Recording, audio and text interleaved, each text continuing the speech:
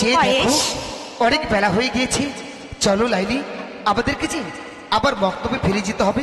কেমন? হ্যাঁ তা তো যাবো, কিন্তু কয়েস তুমি কি বলতে পারো এত প্রেম, এত ভালোবাসা, এত সুখ কোথা থেকে আসে? লাইলি তুমি যখন বলেছো তাহলে তোমার মুখেই শুনতে চাই, তুমি বলো। শুনবে? বেশ তাহলে শোনো। যে